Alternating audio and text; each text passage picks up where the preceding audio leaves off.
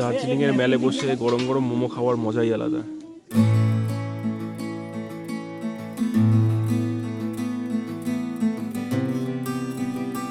এখন সন্ধ্যা 6:15, তো এখন আমরা বেরিয়ে গেছি হোটেল থেকে জাস্ট মেলটা ঘুরতে, দার্জিলিংয়ের মেলটা ঘুরে দেখতে।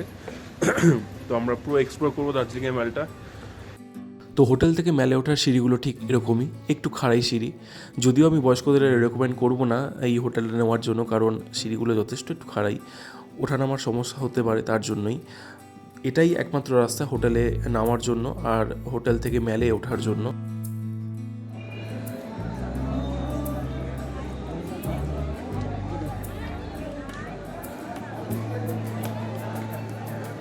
সন্ধ্যাবেলার দার্জিলিং মেল, ঘড়িতে এখন 6:20।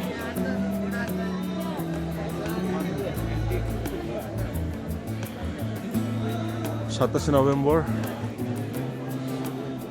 মেলে ঠিক এরকম ভিড় এখন, খুব বেশি ভিড় বলবো না, হালকাই আছে। এটা ঠিক 1 মাস বাদে আরও বেড়ে যাবে।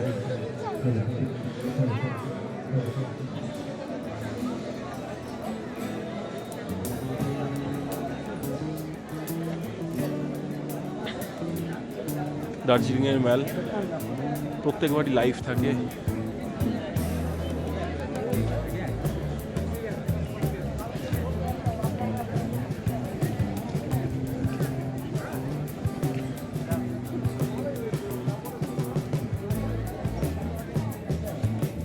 চা প্রস্তুত হচ্ছে এখন। প্রশান্ত এখানে নিয়ে এসছে প্রজাপতি বিস্কুট এবং চায়ের সহযোগে এখন চলবে আমাদের খাওয়া দাওয়া।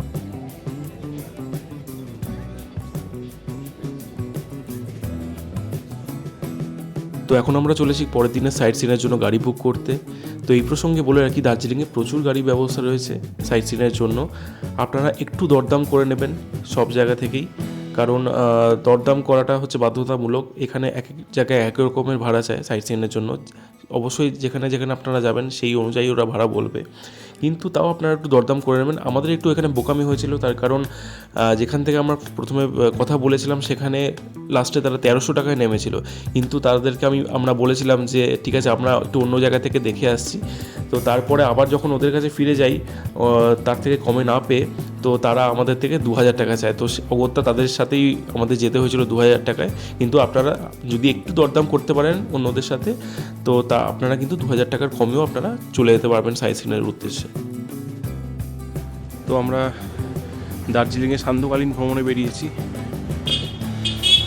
কোথাও না, বাস জাস্ট নিজেদের মতনই হাঁটছি। অনেকটাই খাড়াই হাঁটছি আমরা, দেখা যাক এটা কোথায় যায়।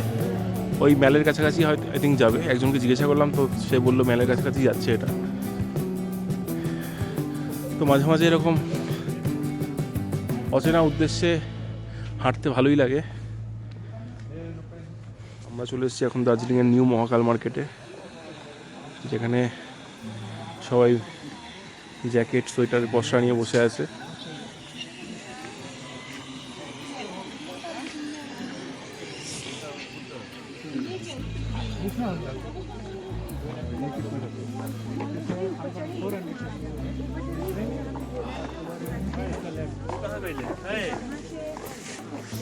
एक व्हाइट का बना हुआ है, मैदा मैदा लोकल ज़्यादा लोग खाते हैं, आपको रोल भी बनेगा। দার্জিলিংয়ের মেলে বসে গরম গরম মোমো খাওয়ার মজাই আলাদা, যেটা আর আমি আর প্রশান্ত মিলে এখানে এখন সেই স্বাদ আস্বাদন করব ভেজ মোমোর। তো পাহাড়ে এসে মোমো জীবন ও যৌবন, মোমো ছাড়া কোনো কথা হবে না পাহাড়ে, কারণ মোমোর টেস্টটা আলাদাই লাগে এই পাহাড়ে এসে।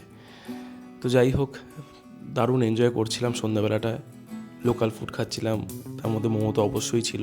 Very good morning. আজকে 28 নভেম্বর, সকাল 6:18। আজকে উঠেছি 5টার সময়, ভোর 5টার সময়, সূর্য ওঠাটা দেখার জন্যই পাহাড়ের কোল থেকে।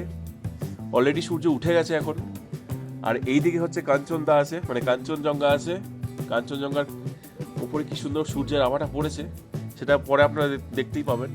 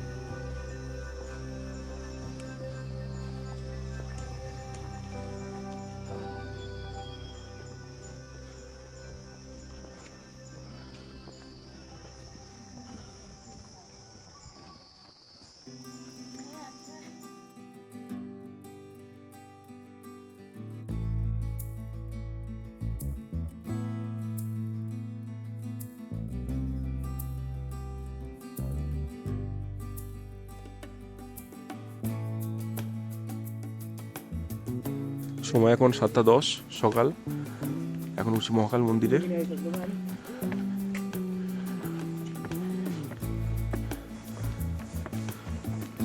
সূর্য মামা অনেকক্ষণ আগে উঠে গেছে।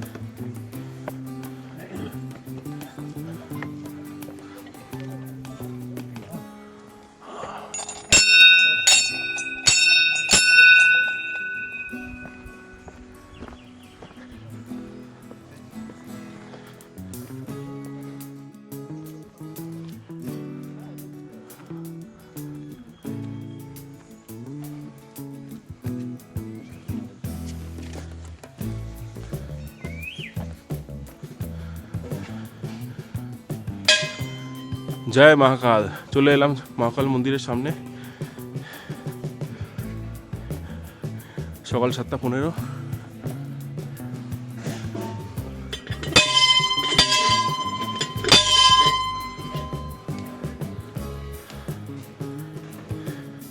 এখনো কেউই আসেনি মহাকাল মন্দিরে, শুধু আমরা 3জন।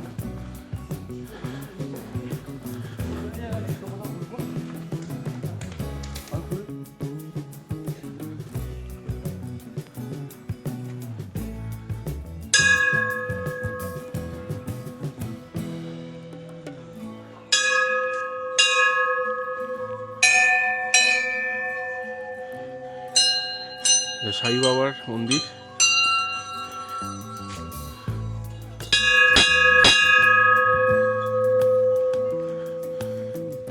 সাই বাবার মন্দির আমরা অতিক্রম করলাম এখন। এই সাই বাবার মন্দির অতিক্রম করে চলে এলাম আমরা ওপরে। প্রথমেই কালী মন্দির।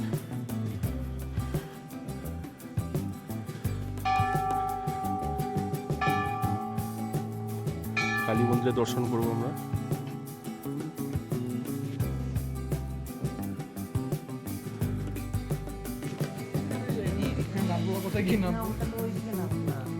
এটা দুর্গা মন্দির।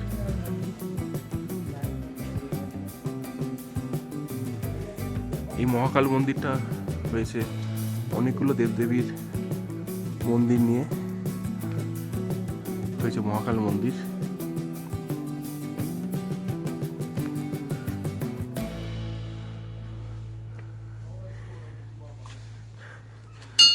মহাকাল মন্দিরের এই বিশেষত্ব হচ্ছে হিন্দু আর বৌদ্ধের মিলনস্থল। একদিকে হিন্দু, একদিকে বৌদ্ধ।